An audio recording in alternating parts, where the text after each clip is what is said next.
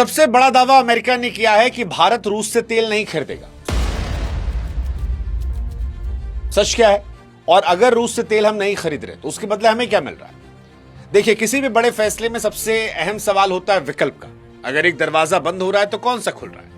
Donald Trump ये दावा कर रहे हैं कि भारत अब रूस की जगह अमेरिका वेनेजुएला से ज्यादा तेल खरीदेगा। यहां विरोध दिखता है क्योंकि वेनेजुएला वो देश है जिसके तेल पर अमेरिका सालों तक पाबंदी लगाता रहा।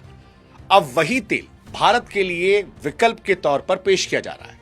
इसका मतलब यह है कि यह डील केवल भारत की जरूरत नहीं थी, बल्कि अमेरिका की भी जरूरत थी, उसकी रणनीति का हिस्सा थी। रूस से दूर जाना भारत को कितना नुकसान पहुंचाएगा यह भविष्य बताएगा, क्योंकि रूस भारत का एक ऐतिहासिक पार्टनर रहा है। हमें जब सबसे ज्यादा जरूरत रही है, रूस हमेशा हमारे साथ खड़ा रहा है। हालांकि भारत ने रूस से तेल खरीदा, भारत को काफी फायदा हुआ, लेकिन बीते कुछ दिनों में एक सच ये भी है कि वो फायदा धीरे धीरे कम हो रहा था।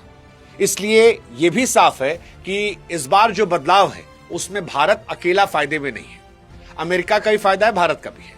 अब अमेरिका का फायदा क्या है जो भारत को नुकसान पहुंचा सकता है? वो ये है कि रूस का तेल भारत को न केवल सस्ता मिल रहा था, बल्कि वो पेमेंट के मामले में भी लचीला था।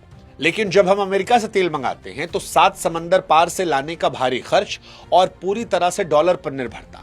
अब ये सिर्फ तेल का बदलाव नहीं है, यहां पर भारत की अपनी मर्जी से फैसला लेने की ताकत की भी परीक्षा है। क्योंकि डोनाल्ड ट्रंप ने दोस्ती की आड़ में यह कहा कि हमारे दोस्त हो तो सिर्फ हमारी बात मानोगे, रूस से दूर चले जाओ। और अब वो ये दावा कर रहे हैं कि भारत ने उनकी ये बात मान ली है।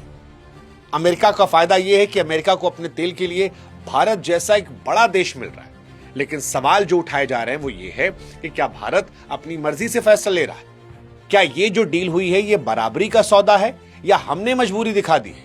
और क्या हम वास्तव में सस्ते रूसी तेल को छोड़कर अमेरिकी तेल की महंगी दोस्ती तो नहीं खरीद रहे?